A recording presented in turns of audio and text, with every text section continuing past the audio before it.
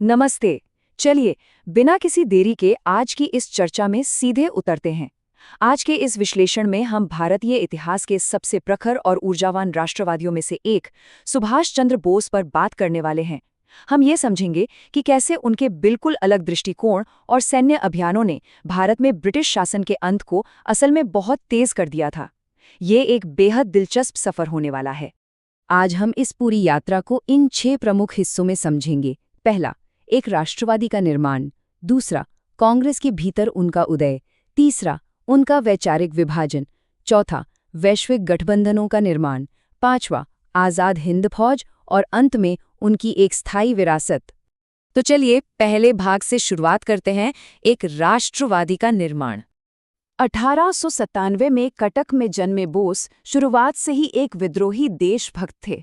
आपको बता दें, इसी देशभक्ति के चलते उन्हें प्रेसिडेंसी कॉलेज से निकाल भी दिया गया था। जरा सोचिए, कैम्ब्रिज से पढ़े एक युवा को 1919 में लंदन में इंडियन सिविल सर्विस यानी ICS के लिए चुना जाता है, लेकिन वो अपने उसूलों के लिए उस प्रतिष्ठित नौकरी से इस्तीफा दे देते हैं, क्योंकि उनका साफ मानना था कि वो अंग्रेजों का साथ नहीं दे सकते। इसके बाद अपने राजनीतिक गुरु चित्तरंजन दास से प्रभावित होकर वो फॉरवर्ड अखबार के संपादक बने और देखते ही देखते 1923 तक अखिल भारतीय युवा कांग्रेस के अध्यक्ष बन गए। उनका राजनीतिक कद बहुत तेजी से बढ़ रहा था। अब आगे बढ़ते हैं भाग 2 की ओर, कांग्रेस के भीतर उदय।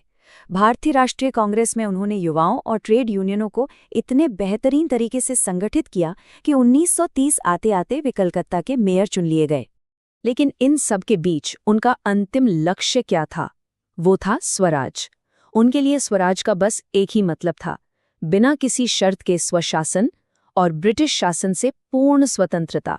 बोस का पूरा राजनीतिक सफर इसी एक विचार पर टिका था, और यही वो वजह थी कि उन्होंने मोतीलाल नेहरू रिपोर्ट में दिए गए डोमिनियन स्टेटस यानी अधिराज्य के दर्जे को सिरे से खारिज कर दिया।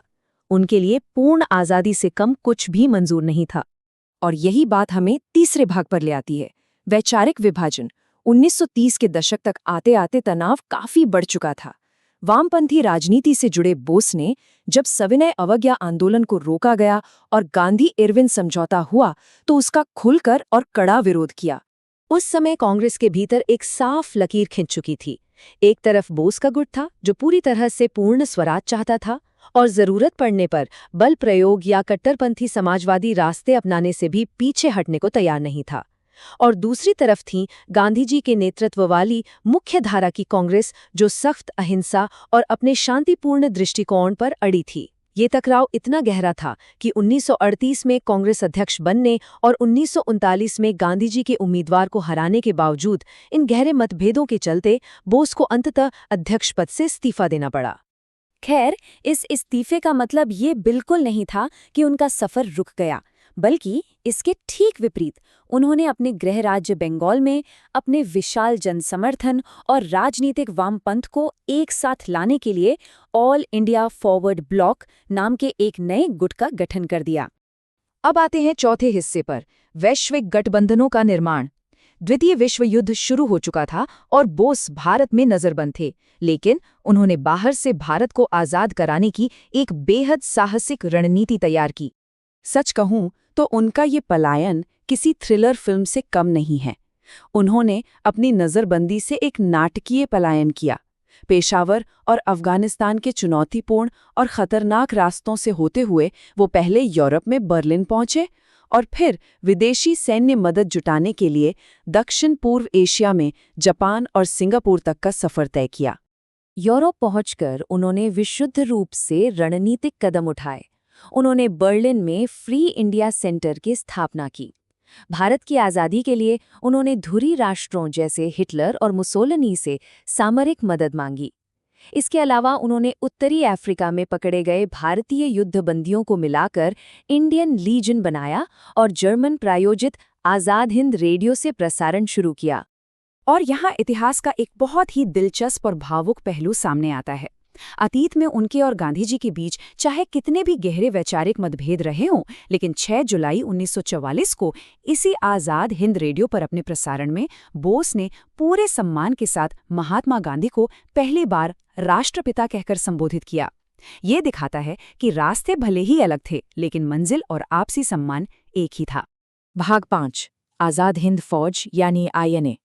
1943 में जब बोस जापानी नियंत्रण वाले सिंगापुर पहुंचे तो उन्होंने ऐतिहासिक आज़ाद हिंद सरकार के गठन की घोषणा की और इंडियन नेशनल आर्मी की कमान अपने हाथों में ले ली, जिसे शुरुआत में मोहन सिंह ने बनाया था। क्या आप अंदाज़ा लगा सकते हैं कि ये सेना कितनी बड़ी हो गई थी? 50,000। जी हाँ, बोस के नेतृत्व में INA का इतना जबरदस्त विस्तार हुआ कि इसकी ताकत 50,000 जवानों तक पहुंच गई।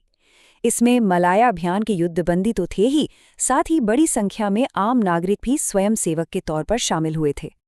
और उनके नेतृत्व की ऊर्जा उनके इन 2 अमर नारों जय हिंद और दिल्ली चलो में साफ झलकती थी। ये एक पूरी तरह से धर्मनिरपेक्ष सेना थी और सबसे खास बात ये थी कि इसमें महिलाओं की एक अलग सैन्य टुकड़ी भी शामिल थी। इसी सेना ने पूरे जोश के साथ 1944 में भारत की सीमाओं के अंदर मित्र राष्ट्रों की सेनाओं से सीधा युद्ध लड़ा। अब आते हैं हमारे आखिरी भाग पर, भाग 6, एक स्थायी विरासत। रंगून के पतन के साथ ही उनके इस सैन्य अभियान का अचानक खत्म हो गया और इससे पहले कि आज़ाद भारत का उनका सपना सच हो पाता, 18 अगस्त 1945 को ताइवान में एक दुखद विमान दुर्घटना में उनका निधन हो गया। पर कहानी उनके निधन पर खत्म नहीं होती, बल्कि इसके बाद जो हुआ उसने ब्रिटिश हुकूमत की जड़ें हिला दी। जब नवंबर 1945 में अंग्रेज़ों ने INA के जवानों पर मुकदमा चलाने का फैसला किया तो पूरे देश में भयंकर प्रदर्शन शुरू हो गए।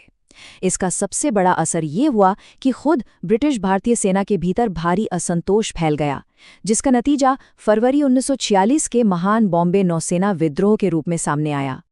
तो ये सब हमें अंत में इस बहुत ही प्रासंगिक और विचारोत्तेजक सवाल पर लाकर छोड़ देता है, क्या बोस की उस उग्रवादी विरासत और INA मुकदमों से प्रेरित 1946 का वो बॉम्बे नौसेना विद्रोही वो असली और अंतिम कारण था जिसने अंग्रेजों को इतनी जल्दी भारत छोड़ने पर मजबूर कर दिया? ये इतिहास का एक ऐसा सवाल है जिस पर हमें जरूर सोचना चाहिए।